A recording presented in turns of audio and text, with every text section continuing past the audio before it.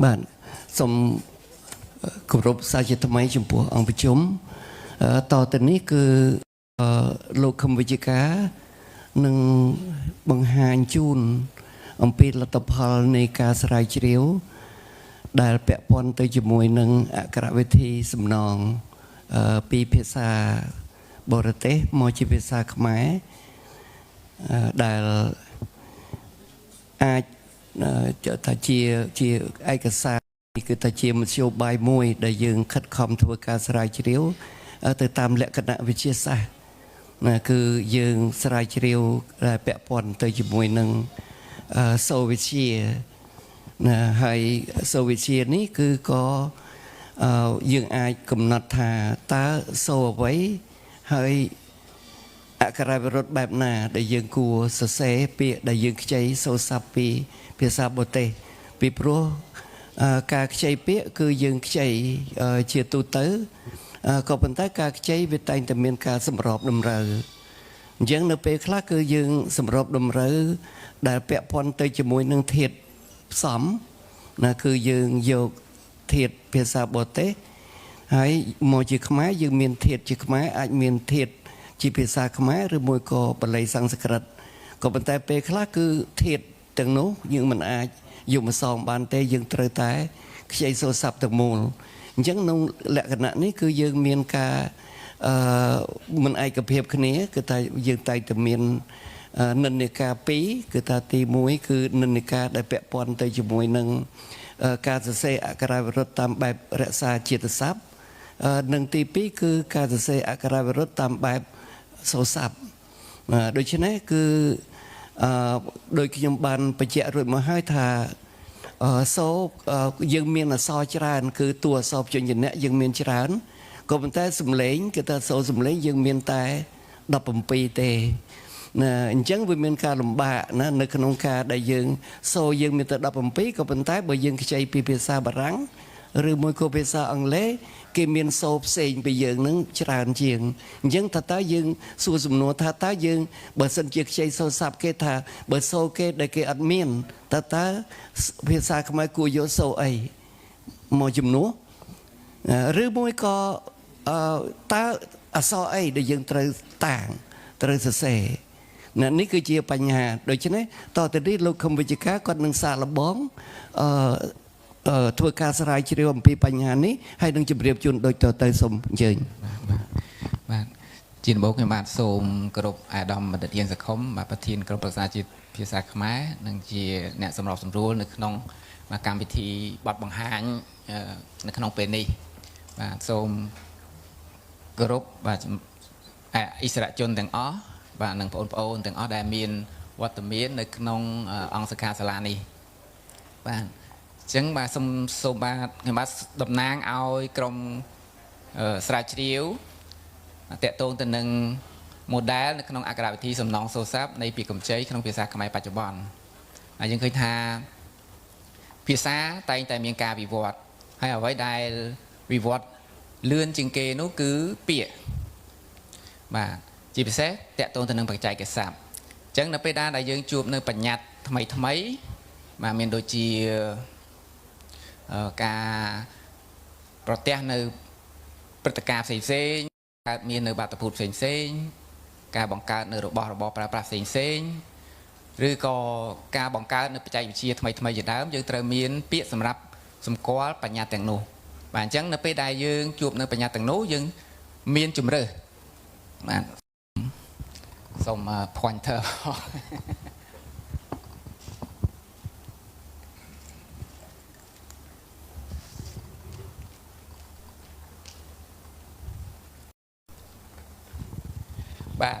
จึงในขนมกาซองในปัญญาแต่งนู้บาจุ่มเรือตีมวยบาจีโกลการบกกรมประชาธิปไตยขมายบ่เยอะคือเยอะเตยปราเปียได้มีนทรัพย์ในขนมพิซาโมนขมายบ่เยอะนึกบาอ้อยดำใบซองในปัญญาแต่งหนึ่งให้ประสันบาเยอะเหมือนมีนสำหรับได้อาโยเตซองในปัญญาแต่งหนึ่งบ้านบาคือเยอะมีนจุ่มเรือตีปีบาจุ่มเรือตีปีนั่นคือเยอะปราเปียปีบาลัยสังสกัดได้มีนทรัพย์ได้ยืนทลอบปลารุ่ยมาหายยกตื้อซองปัญญาแต่งนูให้ประสันมาเปีย នៅក្នុងភាសាបាលីសំស្ក្រឹតហ្នឹងมันអាចយកទៅសងបញ្ញត្តិនឹងបានមកយើងមានជំរើសទី3ទៀតគឺកូនកាត់បាទវិធីកូនកាត់គឺវិធីលបាយមកយកភាសាខ្មែររបស់យើងផ្សំជាមួយនឹងបាទភាសាបរទេសទាំងអស់នោះហើយប្រសិនបើបាទវិធីទី3នេះมันអាចយកទៅសងបញ្ញត្តិនឹងបានមកជំរើសចុងក្រោយគឺមានតែកម្ចីសូរស័ព្ទនេះឯងបាទហើយកម្ចីសូរស័ព្ទនេះបាទដោយអាដាមប្រធានលោកបានលើកឡើងហើយថាបាទមិនមែនមានតែក្នុងភាសាខ្មែរយើងទេដែលខ្ចីសូរស័ព្ទពីភាសាបរទេសភាសារបស់គេហ្នឹងក៏ខ្ចីមកសូរស័ព្ទផងដែរមកសូម្បីតែភាសាអង់គ្លេសបាទដែលយើងគិតថាជាភាសាដែលមានសក្តានុពលក៏ខ្ចីបាទពីភាសាដទៃទៀតដែរបាទដើម្បីសងបញ្ញត្តិទាំងឡាយដែលប្រើប្រាស់នៅក្នុងភាសារបស់ខ្លួនឲ្យបានគ្រប់បាទ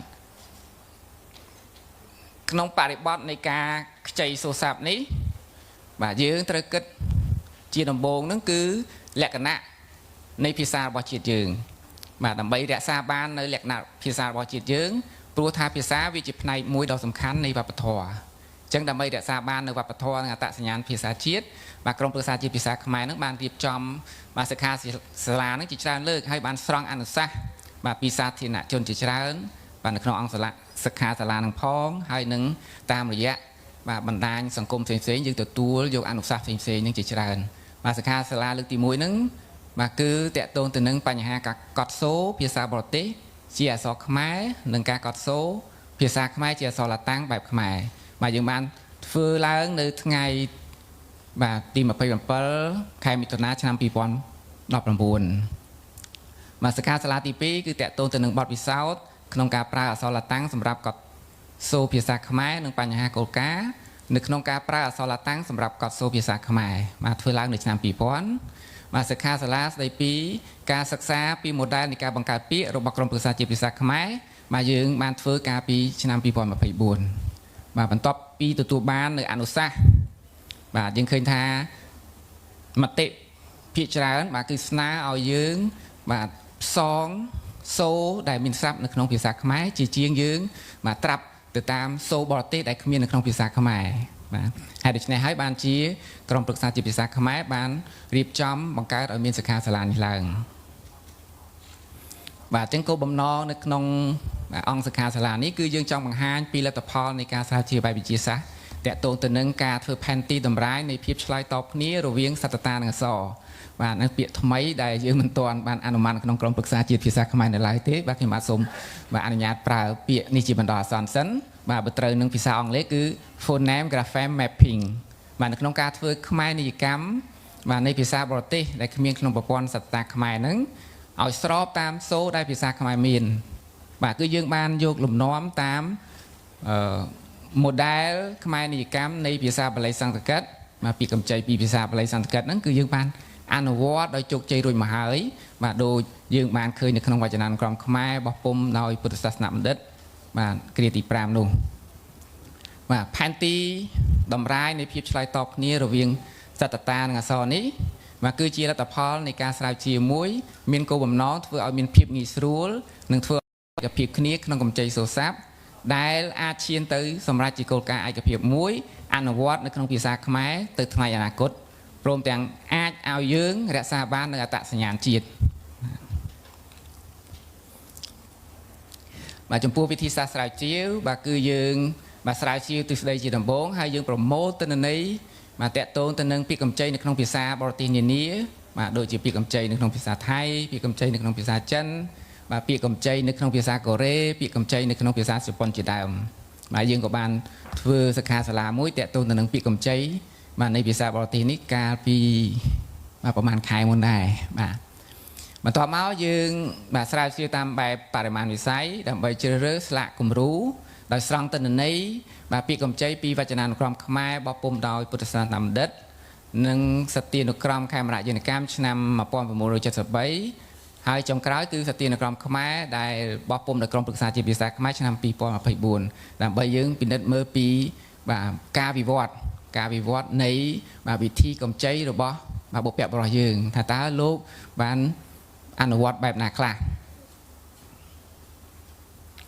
បាទនៅក្នុងបរិបទនៃសកលភាវូបនីយកម្មយើងឃើញថាប្រទេសនីមួយៗតែងតែមានទំនាក់ទំនងគ្នាទៅវិញទៅមកអញ្ចឹង ទំនាក់ទំនងភាសានេះធ្វើឲ្យមានលេចចេញនៅពាក្យកម្ចីបាទអញ្ចឹងពាក្យកម្ចីនេះវាអាចចេញរយៈសេណារីយ៉ូ2ដែលយើងប្រើពាក្យថាចំហាបាទទី1គឺ model នៃសតតាបាទ phonological stand model នេះបាទគឺការធ្វើភាសាកំណើតនីយកម្មតាមរយៈការផលិតបាទ nativization through production ហើយយើងឃើញថាអ្នកចេះពីភាសាបាទដើម្បីបំពេញកង្វះខាតនៅក្នុងភាសាកំណើតរបស់គាត់បាទយើងហៅថា L1 បាទឬភាសាទទួលបាទឬក៏មួយទៀតគឺភាសាធ្មួលបាទពាក្យនេះគឺអនុម័តដោយក្រុមប្រឹក្សាជាតិភាសាខ្មែរយើងរួចមកហើយបាទគឺភាសាកំណើតបាទភាសាដែលទទួលបាទពាក្យកម្ចីពីភាសាបរទេសនេះយើងហៅថាភាសាទទួលបាទតាមរយៈការយកពាក្យនៅភាសាមួយទៀតដែលគាត់ចេះបាទឧទាហរណ៍ថាខ្ញុំនិយាយភាសាខ្មែរពីកំណើតបាទហើយខ្ញុំចេះភាសាបារាំងឬក៏ចេះភាសាអង់គ្លេសបាទអញ្ចឹងដើម្បីបំពេញកង្វះខាតនៅក្នុងភាសារបស់ខ្ញុំបាទខ្ញុំត្រូវបាទយកពីភាសាបារាំងឬក៏ភាសាអង់គ្លេសដែលខ្ញុំចេះនេះបាទអញ្ចឹងភាសាបារាំងឬក៏ភាសាអង់គ្លេសនេះបាទមិនមែនជាភាសាកំណើតរបស់ខ្ញុំទេបាទអញ្ចឹងវាคล้ายទៅជាភាសាមួយដែលគេឲ្យឈ្មោះថាភាសាឲ្យឬក៏ភាសាអាម៉ោយបាទពាក្យនេះក៏មានបាទអ្នកសួរច្រើនដែរបាទភាសាឲ្យបាទហើយយើងព្យាយាមបង្កើតពាក្យតាមបែបមុនខ្មែររបស់យើងគឺអាម៉ោយបាទអាម៉ោយហ្នឹងគឺអ្នកឲ្យបាទដែលយើងហៅថា L2 បាទនៅក្នុងករណីនេះបាទអ្នកដែលនិយាយភាសានឹងនាំយកពាក្យកម្ចីពីវចនានុក្រមនៅក្នុងខួរក្បាលរបស់គាត់មានតែគាត់ចេះបាទពាក្យបរទេសហ្នឹងបាទហើយគាត់បញ្ចេញសូរស័ព្ទមកនៅពេលដែលគាត់និយាយភាសាកំណើតរបស់គាត់បាទក្នុងករណីនេះគឺពាក្យដែលចេញមកតាមរយៈសតតាហ្នឹងគឺប្រព័ន្ធវេយ្យាករណ៍នៃភាសាកំណើតរបស់គាត់ហ្នឹងគឺបានធ្វើឲ្យពាក្យកម្ចីហ្នឹងធ្វើខ្មែរនិយកម្មដោយត្រូវសម្របតម្រូវសូរទៅតាមប្រព័ន្ធវេយ្យាករណ៍នៃភាសាកំណើតមានន័យថាគឺគាត់យកសូរឬក៏សតតាដែលខ្លួនគាត់មាននៅក្នុងភាសាកំណើតហ្នឹងបាទចំហាក់ទី2បាទគឺ model នៃប្រតិក្យារម្មណ៍បាទពាក្យនេះក៏មិនទាន់បានអនុម័តដែរបាទខ្ញុំបាទសូមអនុញ្ញាតប្រើពាក្យនេះជាបណ្ដោះអាសន្នសិនបាទជាភាសាអង់គ្លេសគឺ perceptual stand model បាទគឺការធ្វើភាសាកំណើតនីយកម្មតាមរយៈប្រតិក្យារម្មណ៍បាទ nativization through perception បាទមានន័យថាអ្នកដែលនិយាយភាសាហ្នឹងគាត់បំពេញកង្វះខាតរបស់គាត់នៅក្នុងភាសារបស់គាត់ហ្នឹងតាមរយៈបាទការយកពាក្យពីភាសាណាមួយទៀតដែលគាត់មិនចេះឬក៏គាត់ចេះដែរតែចេះតិចតួចបាទចេះស្ទើរបាទអញ្ចឹងនៅក្នុងករណីនេះបាទគាត់ត្រូវរៀនពាក្យបាទអញ្ចឹងគាត់និយាយពាក្យកម្ចីដែលគាត់និយាយហ្នឹងគឺគាត់បានការសម្របតម្រូវសូរក្នុងខណៈពេលដែលគាត់រៀនបាទនិយាយរៀនបញ្ចេញសម្លេងនៃពាក្យបាទដែលខ្ចីហ្នឹងបាទអញ្ចឹងយើងឃើញថាការសម្របតម្រូវសូរនេះគឺវាបានកើតឡើងនៅក្នុងពេលដែលគាត់កំពុងតែរៀននិងកំពុងតែស្វែងយល់នៅពាក្យកម្ចីនេះបាទសមត្ថកម្មទូទៅបាទយើងឃើញថាអ្នកដែលប្រើប្រាស់ភាសាខ្ចីពាក្យពីភាសាផ្សេងៗវាជាបាតុភូតទូទៅមួយតាមរយៈទំនាក់ទំនងភាសាដើម្បីបំពេញកង្វះខាតនៅក្នុងភាសារបស់ខ្លួនទោះយ៉ាងណាក៏ដោយដំណើរការនៃសម្របតម្រូវសូរនៃភាសាទទួលប្រព្រឹត្តទៅតាមភាពជាក់លាក់នៃប្រព័ន្ធសតតាអំណានសូរនិងក្បួនវេយ្យាករណ៍នៃភាសារបស់ខ្លួនទោះបីអ្នកនិយាយភាសានោះព្យាយាមធ្វើឲ្យដូចភាសាដើមដែលជាភាសាដែលយើងខ្ចីហ្នឹងក៏ដោយបាទអញ្ចឹងមានថាយើងបានសម្របតម្រូវសូរឲ្យដូចជាភាសាកំណើតរបស់ខ្លួនហ្នឹងបាទខ្ញុំបាទសូមលើកយកឧទាហរណ៍នៃ model ពាក្យកម្ចីនៅក្នុងភាសាបរទេសមួយចំនួនបាទសូមលើកយកពាក្យកម្ចីក្នុងភាសាថៃបាទយើងឃើញថាថៃបានខ្ចីភាសាអង់គ្លេសមួយចំនួនដែលនៅក្នុងប្រព័ន្ធសតតានៃភាសាថៃมันមានបាទសតតាបាទសូរនៃភាសាអង់គ្លេសទេបាទឧទាហរណ៍ដូចជាសូកៈបាទនៅក្នុងភាសាថៃអត់មានសូកៈហ្នឹងទេបាទគឺមានសូកៈដូចភាសាខ្មែរដែរបាទអញ្ចឹងនៅពេលដែលថៃខ្ចីពាក្យពីភាសាអង់គ្លេសនឹងមកគឺបានសម្របតម្រូវសូរមកជាភាសាបាទជាសូរដែលមាននៅក្នុងភាសារបស់ខ្លួនបាទឧទាហរណ៍ដូចជាពាក្យ degree បាទថៃគឺគេប្រើពាក្យថា degree បាទគឺអត់សូកៈទេគឺសូកៈបាទពាក្យ visa បាទ visa គឺសូស័កបាទថៃអត់មានថាសូស័កហ្នឹងទេបាទអញ្ចឹងថៃគេប្រើពាក្យថា visa បាទ visa បាទហើយរបៀបនៃការបន្លឺសំឡេងការបញ្ចេញសំឡេងរបស់គេគឺគេបានសម្របតម្រូវសូរនៃពាក្យកម្ចីហ្នឹងឲ្យស្ដាប់ គឺដូចជាភាសាថៃចឹងបាទនៅក្នុងនេះគឺគេបានបង្កើតបាទជញ្ញៈបាទគេហៅថាកាលណាមានកន្សោមជញ្ញៈបាទជញ្ញៈពីរបញ្ជាប់គ្នាបាទថៃมันអាចបន្លឺសំឡេងកន្សោមជញ្ញៈនោះបានទេបាទអញ្ចឹងគឺគេបង្កើតសូកន្លះមេត្រាបាទស្រៈកន្លះមេត្រាដែលភាសាអង់គ្លេសហៅ schwa ហ្នឹងបាទនៅចន្លោះបាទកន្សោមជញ្ញៈហ្នឹងបាទឧទាហរណ៍ដូចជាពាក្យ screen អញ្ចឹងបាទថៃគេមិនអាចអាននិយាយពាក្យ screen នឹងជាកន្សោមជញ្ញៈសកនឹងបានទេបាទគឺគេអានជា screen បាទឧទាហរណ៍មួយទៀតបាទ modern ពាក្យកម្ចីនៅក្នុងភាសាជប៉ុនបាទយើងឃើញថាដូចនៅក្នុងភាសាថៃអញ្ចឹងបាទជប៉ុនបានខ្ចីពាក្យពីភាសាអង់គ្លេសមួយចំនួនហើយយើងឃើញថាសូរនៃភាសាអង់គ្លេសមួយចំនួនហ្នឹងมันមាននៅក្នុងប្រព័ន្ធសតតានៃភាសាជប៉ុនទេបាទអញ្ចឹងសូរដែលគ្មាននៅក្នុងសតតានៃប្រព័ន្ធសតតារបស់ជប៉ុនបាទជប៉ុនបានសម្របតម្រូវសូរហ្នឹងមកជាសូរដែលមាននៅក្នុងភាសាជប៉ុនបាទឧទាហរណ៍ដូចជាសូរ f បាទជប៉ុនគេសម្របតម្រូវជាតម្រូវសូរជាសូរ w បាទឧទាហរណ៍ដូចជា fog អញ្ចឹងបាទជប៉ុនគេថា focus បាទហើយរបៀបនៃការបញ្ចេញសំឡេងហ្នឹងគឺឲ្យស្របទៅនឹងលក្ខណៈជាតិនៃភាសាជប៉ុនគឺស្ដាប់ទៅដូចភាសាជប៉ុនអញ្ចឹងដែលអាចឲ្យជនជាតិជប៉ុនហ្នឹងគេអាចបាទអានពាក្យនឹងបានគឺគេថែមអាស្រៈនៅខាងចុងបាទណា fog ទៅជា focus បាទ vanilla បាទទៅជា vanilla បាទ both ហ្នឹង both ហ្នឹងគឺគេអានទៅជា bosses បាទ leather ហ្នឹងគឺគេអានទៅជា reza បាទ color ហ្នឹងគឺជាបាទនេះជាឧទាហរណ៍ខ្លះមួយចំនួនទេបាទมันអាចលើកយកមកទាំងអស់ជូនអង្គសិក្ខាសាលាទាំងបានទេវាស៊ីពេលយូរបាទអញ្ចឹងគ្រាន់តែជាបាទការទាញចំណាប់អារម្មណ៍ជូនអង្គសិក្ខាសាលាយើងឲ្យឃើញថាតើបាទនៅក្នុងការខ្ចីពាក្យបាទភាសាបរទេសមួយចំនួនហ្នឹងគេធ្វើរបៀបណាបាទទី1គឺគេសម្របតម្រូវសូរឲ្យស្របទៅនឹងសូរដែលភាសាគេមានបាទគេអត់ខ្ចីសូរខ្ចីសតតាពីភាសាបរទេសយកមកក្នុងភាសាជាតិរបស់គេទេហើយទី2ទៀតគឺគេបំលែងសំឡេងហ្នឹងឲ្យស្ដាប់ទៅដូចភាសារបស់គេអញ្ចឹងដែលអាចឲ្យប្រជាជនរបស់គេហ្នឹងដែលបាទយើងឃើញថាអ្នកដែលមិនចេះភាសាបរទេសក៏គេអាចអានបានដោយមិនចាំបាច់ប្រឹងប្រែងបាទមិនចាំបាច់ប្រឹងប្រែងបាទបាទអញ្ចឹងចំបាតកម្មនៅក្នុងភាសាខ្មែរយើងឃើញថាជាគោលការណ៍ទូទៅចំពោះភាសាបរទេសករណីកម្ចីសូរស័ព្ទនេះប្រសិនបើពាក្យកម្ចីមានសូរដែលគ្មាននៅក្នុងប្រព័ន្ធសតតាភាសាខ្មែរការសម្របតម្រូវសូរហ្នឹងត្រូវអនុវត្តទៅតាមវិធីជ្រើសរើសសូរណាមួយដែលមានលក្ខណៈបន្លឺស្រដៀងឬមានលក្ខណៈបន្លឺចិត្តបំផុតនៃសូរដែលមាននៅក្នុងភាសារបស់ខ្មែរបាទរបស់ខ្លួនខ្មែរយើងឲ្យដូចនឹងភាសាខ្មែររបស់យើងហើយជាទូទៅគឺគេតែផ្លាស់ប្ដូរអំណានសូរនៃពាក្យនោះឲ្យស្ដាប់ទៅឬដូចជាភាសារបស់គេអញ្ចឹង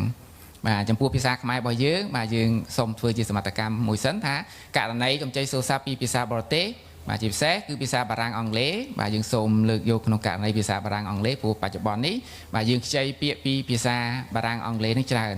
បាទហើយបើយើងឃើញពីបច្ចុប្បន្ននេះគឺអង់គ្លេសគឺឈានមុខហើយបាទពីសម័យមុនបាទជំនាន់លោកតាហ្នឹងគឺភាសាបារាំងឈានមុខបាទប៉ុន្តែសប្តាហ៍ថ្ងៃយុវជនគឺគេងាកមកភាសាអង់គ្លេសហើយបាទអញ្ចឹងប្រសិនបើពាក្យកម្ចីដែលមានសូរគ្មានក្នុងប្រព័ន្ធសតតាភាសាខ្មែរ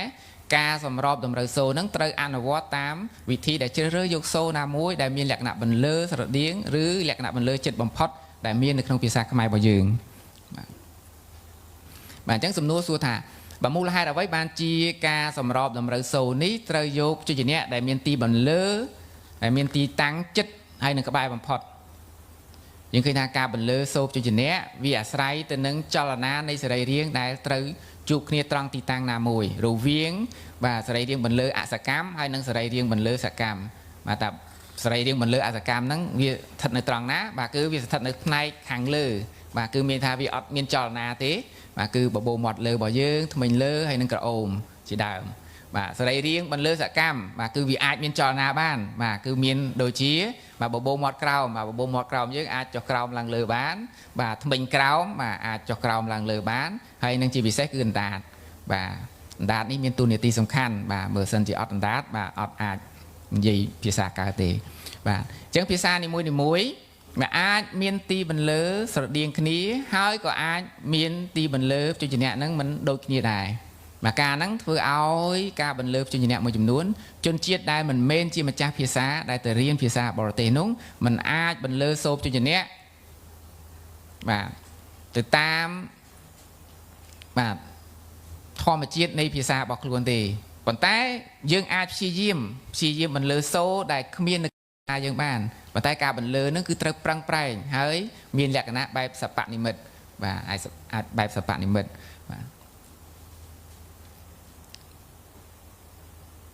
và này chỉรูปได้บังหาอย่างปีมาตีตังในสไลด์เรียงบนเรือบ่เยอะบาในภายขังเลือให้นั่งขังกล่าวมาสไลด์เรียงบนเรืออัศกรรมนั่งมีไอ้คลาบาเนี่ยมีหลีมวยหลีปีหลีใบหลีบุญหลีปรามหลีเป็นมวยหลีเป็นปลาบาจำนายอัศกรรมนั่งมีไอ้คลาบามีปีหลีมวยดอลหลีดับใบบาอิสระจนให้นังปนบาเมื่อนึกนองไอ้กษาได้บานใจจูนบาในตอนจำนวนนี้ขยมบาจังบังหาอย่างปีบายุนการในการสำรองดำเนินโซ่ได้บทเปียบรอกขมายยืมบานอนุวัตรมาหายบานนึกนองพิซาบาลัยสังสกัดบายังคือทานึกนองพิซาบาลัยสังสกัดเกมีนจุดเนี้ยมวยได้เมียนตีบันเลือตรังบาหายมาเปียนี้ก็มันตอนอนุมัติได้ปันท้ายพิซาบาลัยปลาเปียทำหมดแต่เจ้าปันท้ายบายังเมื่อนิยมในเปียหมดแต่เจ้านั่งเวียมันซ้อมสอบนั่งตีบันเลือได้บันเลือในโซนั่งตีvà phía sau anh lấy hào retroflex và bây giờ mưa một từ chết cứ tìm mình lưới cao nữa các bà và tìm mình lưới cứ cao nữa các bà nhưng mình đang thành được tròn nào đấy các bà vì hãy bờ chết lẽ và tìm mình lưới retroflex ní cứ dừng bị nứt mưa không rút cứ cho na trong đá và người ta pra cho na trong đá ao về là ngố cao mà từ pá tròn còn lẹ cả ốm và nay càng cào và không tí ní cứ pra bị thắc cao còn lẹ cả ốm nay càng cào và alo lục sấy và Israel chôn dướng mongโอนิเซตอาจมือในขนมรูปนี้บ้านมาตาตาบาคนแรกกับโอมไพรกลางกราวนึกในตรังน่ะบาคือในตรังจำนวนหลีบุญบาแค่ back of our evila บาคือในตรังจำนวนนี้บาขมายยืงบาจีจนจีขมายสมบัยแต่ขยมทั้งปรังไพรมาปลาจงดาโง่ตัวปะในงานนั้นคือปลาหัดกาตีบาคือขมิ้นรัตเพียบนังเฟื่อแบบนังบานตีมาปัจจัยพิซซ่าบาบาลัยสังตะกัดบาจนจีนเดียบาคือเกอาvà phơi cho nàn đạt bao kỳ nâng cao còn lẹ cái ôm thì bàn và đây này hai bàn chi và số và retroflex và chuyên nhẹ retroflex và miền rụp và chi sanya nhà IPA cái nông ní và buộc nhom phơi số nâng phơi ọt cá và chân việc khóc nâng số đào bao kế và cứ nâng việt trâu tai sầm rọp nâng râu số bao kia và số chuyên nhẹ mìnhในภาษาขมายบ่ยืงได้จี API IPA นั่นคือตาดานะบ่าคืออักษรที่ DN นี่บ่าได้ดักนึกนงบ่าวงนึกเก็บนั่นคือจีสัญญาโซ่บ่าจังการบรรเลอโซ่จีเนี่ยทำไมนี่มาขมายยืงมีระดับเพียบในขนมการบรรเลอโซ่วิสัยเดียงเดินดังโซ่บอกขมายบ่ยืงนั่นบ่าได้ยืงมีนจีเนี่ยบ่าแวะต่อบ่าต่อทอตัวโทโนบ่าคือขมายยืงมีนอันนั้นคือขมายยืงไอบรรเลอบานปันท้ายแวะดอแวะปีนี้วัตถุเจนั่นคือขมายยืงอ่านมันรวยตีvàในขนมไทยโซวิชีคือยังเคยท้าดอทอโดโทนอนี้คือจีบจุดเนี่ยทำไมในขนมพิซซ่าขมายปัจจัยในขนมพิซซ่าบาลัยสังกัดบาจีบจุดเนี่ยทำไมตีวิจีบจุดเนี่ยเรโทรเฟล็กบาโยงตามวิจัยกรระบบกรมปรึกษาจีบพิซซ่าขมายบอกปุ่มชนามปีปอนดอกปั๊มใบบายังเคยท้าตัวจุดเนี่ยขมายบ่เยอะมี30 ตัวบาปีกอดอลอจำนายสระนิสัยมีมาเพย์ปรำสระมาlà hồ đò nắng và sạ bên tua miền đập rám vàอย่างtới và hai số cho nhẹ bao nhiêu miền đập làm pi số và số sạ tô miền một pi số hay nương số sạ phóng miền làm 4 số và đài pra pra đôi và so đài ban riệp rọp hàng lớn đi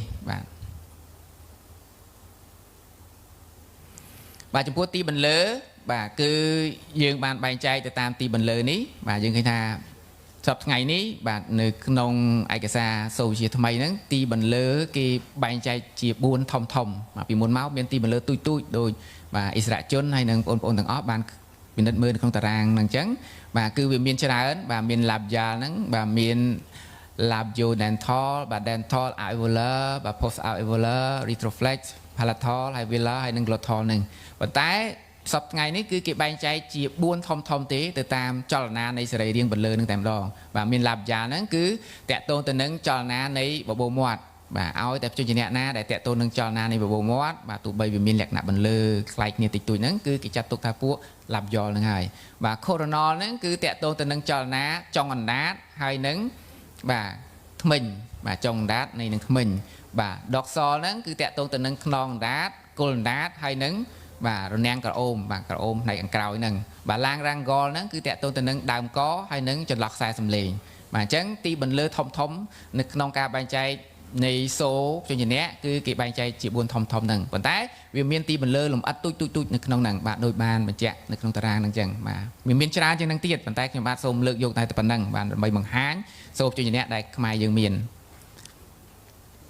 បាទនេះគឺជាទីបន្លឺសូជំនៈនៃភាសាបាលីសំស្ក្រឹតបាទគេមានជំនៈ retroflex ដែលខ្មែរយើងអត់មានទេបាទបាទនេះគឺជាបាទសូបជំនៈនៃបាទភាសាបារាំងអង់គ្លេសបាទយើងមិនបែងចែកឲ្យដាច់រវាងភាសាបារាំងអង់គ្លេសទេព្រោះយើងផ្អែកទៅលើទិន្នន័យដែលយើងមានបាទគឺយើងស្រង់ទិន្នន័យពាក្យកម្ចីដែលយើងខ្ចីពីភាសាបារាំងអង់គ្លេសហើយយើងព្យាយាមពិនិត្យមើលពីបាទការសម្របតម្រូវសូបាទបារាំងអង់គ្លេសបាទมันមានសូតែប៉ុណ្្នឹងទេបាទវាមានច្រើនជាងហ្នឹងបាទប៉ុន្តែយើងសូមលើកយកសូប៉ុណ្ណេះដែលមាននៅក្នុងទិន្នន័យដែលយើងបានសិក្សាបាទអញ្ចឹងនេះជា model នៃការសម្របតម្រូវសូនៃភាសាបាលីសំស្ក្រឹតក្នុងភាសាខ្មែរបាទសូជំនៈមួយចំនួនដែលគ្មាននៅក្នុងភាសាខ្មែរបាទឧទាហរណ៍ដូចជាពួក labio dental ហ្នឹងបាទខ្មែរយើងអត់មានទេអញ្ចឹងខ្មែរយើងបន្លឺគឺយើងសម្របតម្រូវសូមកជាសូបាទ labial នេះបាទសូ W fovert នេះបាទអក្សរ V នេះឡាតាំងអក្សរ V នេះបាទគឺពេលដែលបន្លឺគឺយើងត្រូវប្រើធ្មេញលើរបស់យើងហ្នឹងខំបបោមាត់ក្រោមបាទវ៉ហ្នឹងបាទខ្មែរយើងអត់មានទម្លាប់យកធ្មេញលើខំបបោមាត់ក្រោមបាទដើម្បីបង្កើតសូវ៉ហ្នឹងទេបាទហើយជាទូទៅយើងតែងតែយកបាទសូវ៉នេះមកតាំងឲ្យវោខ្មែររបស់យើងប៉ុន្តែបើក្នុងផ្នែកសូជាវាអត់សមស្របទេបាទព្រោះខ្មែរយើងអត់បន្លឺថាឈ្មោះខ្ញុំអញ្ចឹងវិជ្ជការអញ្ចឹងអត់វិជ្ជការទេបាទពេលដែលខ្ញុំរៀនភាសាបរទេសបាទគ្រូហៅឈ្មោះខ្ញុំគឺគាត់បន្លឺអញ្ចឹងបាទវិជ្ជការបាទប៉ុន្តែខ្មែរយើងអត់ដែរវិជ្ជការអញ្ចឹងទេបាទគឺយើងវិជ្ជការបាទយើងប្រើបបោមាត់បាទហើយសូបាទ retroflex បាទដែលជាតួ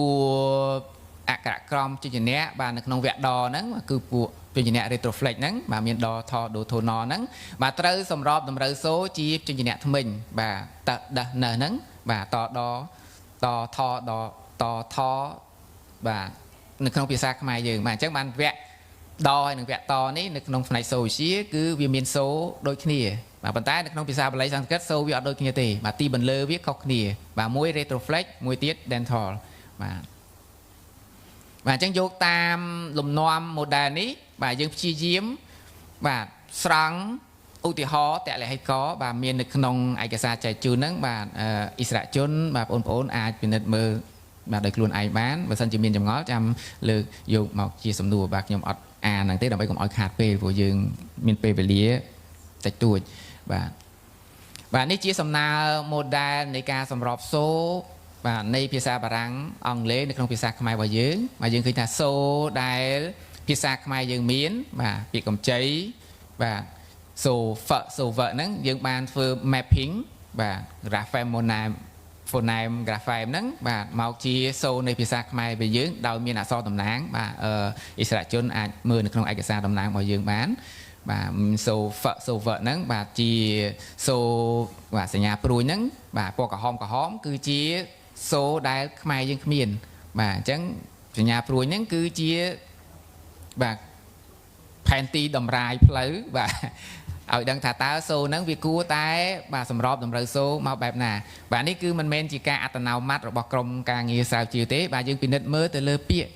ក្នុងទិន្នន័យដែលយើងបានស្រង់មកយើងឃើញថាវាទៅតាមលំនាំបែបហ្នឹងដែលបុព្វបុរសយើងបានត្រួសត្រាយផ្លូវពីមុនមកហើយបាទនេះជាឧទាហរណ៍មួយចំនួនបាទដែលយើងបានព្យាយាមធ្វើជាបាទ phoneme grapheme mapping ហ្នឹងបាទគ្រាន់តែជាសំណើមួយទេដែលដាក់ជូនបាទអង្គសិក្ខាសាលាយើងហើយនិងសាធារណជនទាំងអស់បាទជាជនជាតិខ្មែររបស់យើងទាំងអស់គ្នាហ្នឹងបាទដើម្បីពិចារណា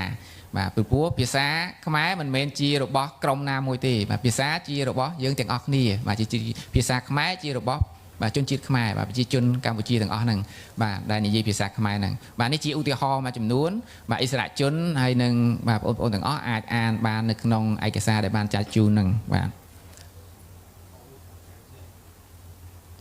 បាទអញ្ចឹងជាអនុសាសន៍ដែលយើងបានលើកឡើងបាទបន្ទាប់ពីការស្រាវជ្រាវហ្នឹងយើងឃើញថា model អក្ខរវិធីសំណងសូរស័ព្ទពាក្យកម្ចីពីភាសាបារាំងអង់គ្លេសហ្នឹងគួរអនុវត្តទៅតាម model អក្ខរវិធីសំណងពាក្យកម្ចីពីភាសាបាលីសំស្ក្រឹតដែលបានធ្វើខ្មែរនិយកម្មដោយជោគជ័យដោយដែលបុព្វបុរសយើងបានធ្វើមកហើយបាទអញ្ចឹងបុព្វបុរសយើងបានត្រួសត្រាយផ្លូវមកហើយបាទយើងមិនគួរណាត្រឡប់ទៅក្រោយវិញទេបាទយើងគួរតែបាទធ្វើដំណើរទៅមុខទៀតបាទដោយសម្ដេចសង្ឃលោកថាវចនានុក្រមប្រៀបបានដូចជាបាទផ្លូវបាទគ្រូក្រហមបាទអញ្ចឹងអ្នកចំនួនក្រោយគឺត្រូវក្រាលកស៊ូបាទចាក់បេតុងចាក់អីទៅឲ្យរលើបរលោងអញ្ចឹងទៅបាទអញ្ចឹងការធ្វើខ្មែរនិយកម្មនេះបាទគឺធ្វើឲ្យជនជាតិខ្មែរដែលមិនចេះភាសាបរទេសអាចអានពាក្យកម្ចីនឹងបានដោយងាយស្រួលដោយមិនបាច់ខំប្រឹងប្រែងបាទมันមានលក្ខណៈសព្វនិមិត្តបាទខ្ញុំសូមលើកឧទាហរណ៍ជាក់ស្ដែងបាទអ៊ំខ្ញុំបាទគាត់ហៅអា gas បាទឧស្ម័នដែលយើងដុតក្នុងចង្ក្រានរបស់យើងហ្នឹងគាត់ហៅអា gas ហ្នឹងអត់បានទេគាត់ហៅក្រាស់បាទអស់ក្រាស់ហើយបាទទៅដូរក្រាស់មកបាទអញ្ចឹងអាសូហ្គហ្នឹងគាត់អានអត់បានទេបាទអញ្ចឹងគាត់អានតែសូដែលមាននៅក្នុងបាទខួរក្បាលរបស់គាត់បាទគាត់អាចអានសូណាបានគាត់បញ្ចេញសូបែបហ្នឹងបាទអញ្ចឹងយើងឃើញថាការសរសេរពាក្យកម្ចីក៏មិនចាំបាច់បង្កើតអក្សរប្លែកដែរបាទកន្លងមកយើងបានបង្កើតអក្សរផ្គុំបាទមានហជើងកហជើងគោអីជាដើមហ្នឹងដើម្បីបាទយើងសាកល្បងបាទតំណាងឲ្យសូរបរទេសដែលវាគ្មាននៅក្នុងភាសាខ្មែររបស់យើងហើយគ្មានអក្សរសម្រាប់កត់ត្រាទេបាទព្យញ្ជនៈទាំង33តួរបស់យើងបាទមិនមានព្យញ្ជនៈណាមួយអាចកត់ត្រាសូរទាំងអស់នោះទេបាទសូរបរទេសដែលគ្មានក្នុងប្រព័ន្ធសត្វតារបស់យើងបាទអញ្ចឹងយើងព្យាយាមបាទបង្កើតបាទហើយមិនមែនទៅតែសម័យយើងនេះទេបាទគឺតាំងពីសំណ័យសម្ដេចសង្ឃបាទលោកបាទត្រួសត្រាយមកម្លេះបាទយើងមើលនៅក្នុងវចនានុក្រម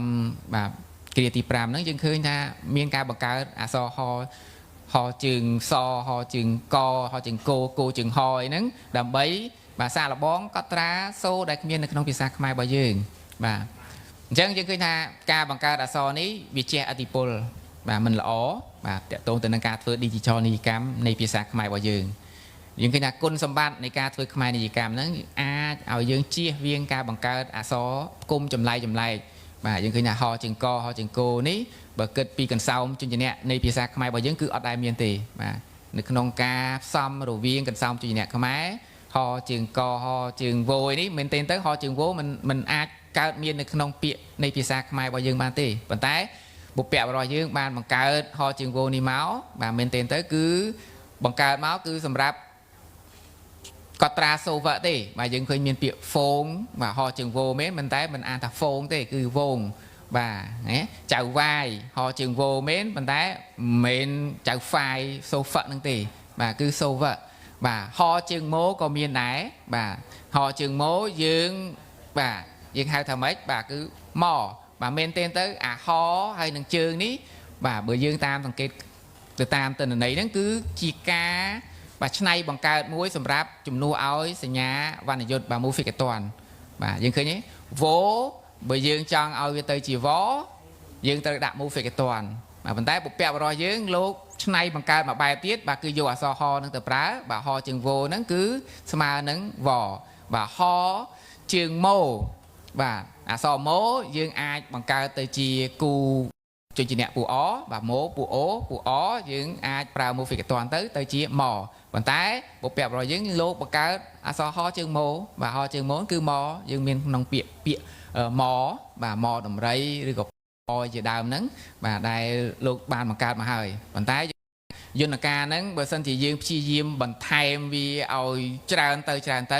អក្សរផ្គុំចម្លែកហ្នឹងប្រកាសជាមានច្រើនទៅទៀតបាទនៅពេលដែលយើងខ្ចីពាក្យ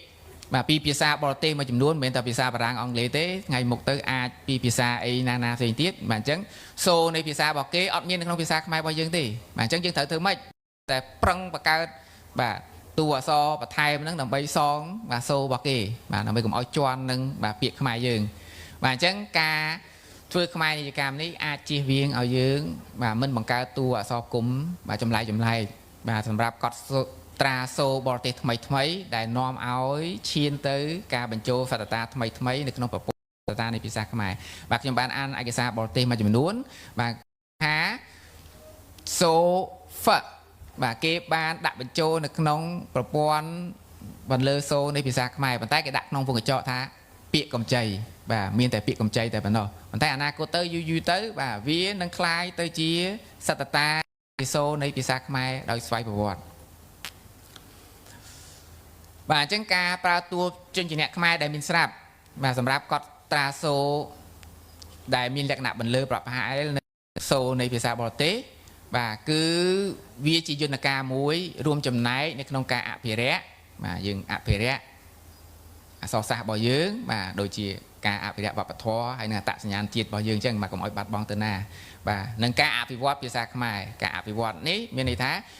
នៅក្នុងសម័យបច្ចុប្បន្ននេះគឺការធ្វើ Digital នីយកម្មបាទអញ្ចឹងនៅដល់សម័យ Digital នីយកម្មហើយបើសិនជាយើងបង្កើតឲ្យកាន់តែមានការលំបាកទៀតវាធ្វើឲ្យភាសារបស់យើងនឹងបាទអាចឈានទៅនឹងការបាត់បង់បាទអញ្ចឹងអភិវឌ្ឍគឺអភិវឌ្ឍភាសាខ្មែរយើងចូលទៅក្នុងបាទ Digital បាទហើយជាពិសេសគឺយើងអាចកាត់បន្ថយបញ្ហាការសរសេរត្រួតតួជញ្ជនៈបាទថាជញ្ជនៈខ្មែររបស់យើងត្រួតគ្នា2ស្រាប់ហើយវាមានស្រៈនៅពីលើនៅពីក្រោមទៀតបាទអញ្ចឹងនៅក្នុងព័ត៌មានវិទ្យាបាទបច្ចេកវិទ្យាហ្នឹងគឺពិបាកណាស់ចំពោះបាទភាសាខ្មែររបស់យើងព្រោះវាត្រួតច្រើនពេកជិះជាន់គ្នាច្រើនពេកបាទឧទាហរណ៍បាទសូអក្សរឡាតាំងបាទអក្សរជីនេះបាទវាមានសូហ្គាបើសិនជាយើងធ្វើអក្ខរវិធីសំណងជាជញ្ជនៈខ្មែររបស់យើងអានេះយកតាមទិន្នន័យដែលមានទេបាទមិនបង្កើតខ្លួនឯងទេគឺអក្សរកហើយនិងអក្សរកដែលមានសូកៈទៅតាមបរិបទនៅក្នុងភាសាខ្មែររបស់យើងបាទគឺយើងមិនគួរណាបង្កើតអក្សរគុំហចង្កហចង្កូទៀតទេបាទในករណីពាក្យ glycid បាទដែលមានកសោមជញ្ជនៈអញ្ចឹងនៅក្នុងភាសាបរទេសអញ្ចឹងដល់ពេលមកសេជាអក្សរសំណងខ្មែររបស់យើងបាទបើសិនជាយើងនៅតែប្រើហចង្កទៅទៀតគឺវាទៅត្រួតបាទច្រើនតង់ណាបាទអិសរាជជនបាទបងប្អូនទាំងអស់មើលឃើញនៅក្នុង slide នឹងអញ្ចឹងបាទហចង្កហើយជើងលោហើយបាទមានស្រៈនៅពីក្រោមបុកបាទបុកជើងនៅពីក្រោមមកទៀតបាទ4ត្រួត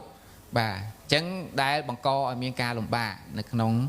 ការសរសេរផងបាទហើយនៅក្នុងការអភិវឌ្ឍបច្ចេកវិទ្យាបញ្ចូលភាសាខ្មែរទៅជាប្រព័ន្ធ Digital នឹងផង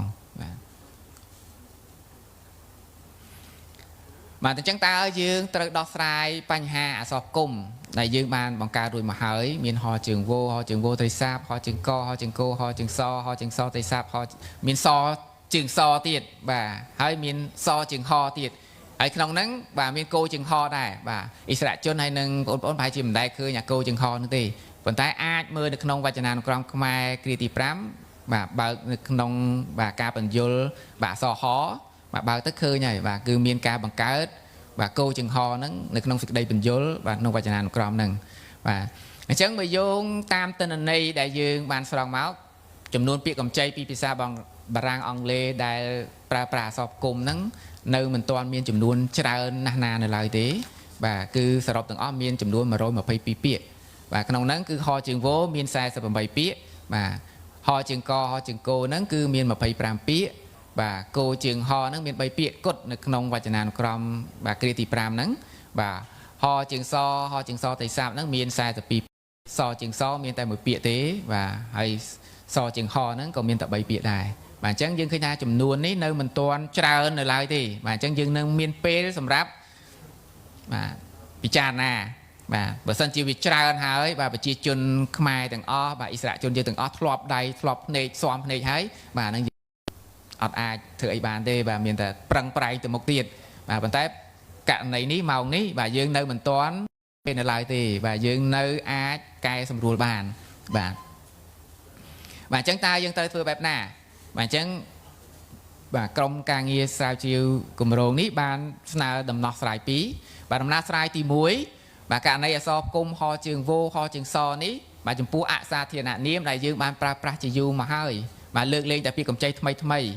បាទយើងត្រូវចាត់ទុកថាជាអញ្ញត្រស័ព្ទយើងអត់កែប្រែតាណាទេពីព្រោះបាទប្រជាជនរបស់យើងស៊ាំហើយធ្លាប់ប្រើហើយបាទធ្លាប់សរសេរហើយបាទមិនអាចប្រែប្រួលមិនអាចផ្លាស់ប្ដូរបានទេបើយើងផ្លាស់ប្ដូរគាត់ទៅជា អនក្ខជនទៀតហើយបាទអញ្ចឹងអាពាក្យដែលធ្លាប់ប្រើមកហើយយើងចាត់ទុកថាជាអញ្ញត្តស័ព្ទជាករណីលើកលែងបាទហើយឧទាហរណ៍ដូចជាអក្សរហជើងវោអញ្ចឹងបាទពាក្យហ្វូងពាក្យចៅវាយពាក្យកាហ្វេបាទយើងអត់កាហ្វេហ្នឹងអត់កាផែទេបាទអត់អាចទៅកាផែវិញកើតទេបាទព្រោះ 100% ហើយបាទគឺកាហ្វេហើយបាទគ្មានអ្នកណាកាផែដូចជំនាន់បាទទស្សវត្ស50 60ហ្នឹងទេបាទឥឡូវនេះគឺកាហ្វេហើយបាទអញ្ចឹងយើងចាត់ទុកពាក្យទាំងអស់ហ្នឹងជាអញ្ញត្តស័ព្ទបាទយើងអត់មានការកែប្រែទៅណាទៀតទេបាទលើកលែងតែពាក្យដែលយើងត្រូវខ្ចីថ្មីអាហ្នឹងយើងត្រូវពិចារណាបាទចំពោះអក្សរគុំហជើងសដែលភាគច្រើនជាអសាធារណនាមដែរនោះក៏យើងទុកជាអញ្ញត្តស័ព្ទដែរឧទាហរណ៍ដូចជាអ្នកខ្លះគាត់ឈ្មោះលីហ្សាបាទហ្សាណានីហ្សាអីជាដើមហ្នឹងបាទយើងអត់អាចហាមឃាត់មិនឲ្យគាត់បាទសរសេរបែបហ្នឹងបានទេបាទអញ្ចឹងយើងចាត់ទុកបាទថាជាអញ្ញត្តស័ព្ទបាទលើកលែងតែពាក្យកម្ចីថ្មីដែលយើងស្នើបាទការដោះស្រាយហ្នឹងនៅក្នុងបាទដំណោះស្រាយទី2បាទអញ្ចឹងនៅក្នុងដំណោះស្រាយទី2នេះយើងស្នើសុំថាអក្សរគុំទាំងអស់ហ្នឹងបាទលើកលែងតែពាក្យដែលយើងបានលើកលែងជាអញ្ញត្តស័ព្ទហ្នឹងបាទយើងត្រូវអនុវត្តទៅតាមក្បួនដែលភាសានានានៅក្នុងពិភពលោកហ្នឹងគេអនុវត្តបាទគឺគេប្រើការសម្របតម្រូវសូរហ្នឹងឲ្យដូចនៅក្នុងសូរនៃភាសាដែលគេមានបាទគឺគេយកតួអក្សរដែលគេមានហ្នឹងគឺទៅកត់ត្រាបាទគេអត់បង្កើតអីដែលថ្មីទេបាទអញ្ចឹងមានអនុសាសន៍ដូចខាងក្រោមបាទដំណោះស្រាយទី1បាទតកតទៅនឹងហជើងវោត្រីសាបហ្នឹងបាទ sofa ហ្នឹងបាទជាអក្សរឡាតាំងមានអក្សរ F ហើយអក្សរ PH បាទនៃភាសាបារាំងអង់គ្លេសហ្នឹងបាទយើងត្រូវសម្របតម្រូវសូរហ្នឹងឲ្យជាសូរមានលក្ខណៈដែលស្រដៀងនឹងជញ្ជាក់ខ្មែររបស់យើងបាទទី1គឺសូប៉ហើយនិងសូផាបាទដែលយើងកត់ត្រាជាអក្សរសំណងហ្នឹងមានអក្សរបបាទអក្សរបនេះមិនមែនមានសំឡេងសូបទេគឺសំឡេងបបាទគឺពបាទដាក់ក្នុងវងកញ្ចក់ហ្នឹងគឺសម្គាល់ថាអាបនេះគឺសូវាគឺសូបបាទពបាទពោផហើយនិងផូបាទយើងដាក់នេះគឺដើម្បីឲ្យស្របទៅតាមលក្ខណៈនៃភាសាខ្មែររបស់យើងបាទយើងមានគូ RO បាទជញ្ជាក់ខ្មែររបស់យើងមានគូ RO បាទអញ្ចឹងយើងលើកឧទាហរណ៍មកបាទពាក្យ free កង់ហ្នឹងបាទយើងមិនសរសេរហជើងវោទេយើងប្រើអក្សរបបាទព្រេកង់បាទអាហ្វ្រិកបាទអាព្រេកអញ្ចឹងទៅបាទកាលីហ្វ័រញ៉ូមបាទយើងជាកាលីហ្វ័រញ៉ូមអញ្ចឹងទៅបាទហ្វុយស៊ីបបាទហ្វុយស៊ីបបាទក្រាបបាទជាដើមបាទករណីទី2បាទសូហ្វនេះបាទវាអាចសម្របតម្រូវសូជាសូហ្វបាទជាវោក្នុងភាសាខ្មែររបស់យើងហ្នឹងបាទឧទាហរណ៍ដូចក្នុងពាក្យស្វែអញ្ចឹងបាទគឺមិនដែលខ្មែរណាសរសេរសជើងហត្រីសាបហើយជើងវោទៀតទេបាទអត់ដែលមានទេបាទអញ្ចឹងគឺសរសេរស្វែសជើងវោបាទស្វែបាទ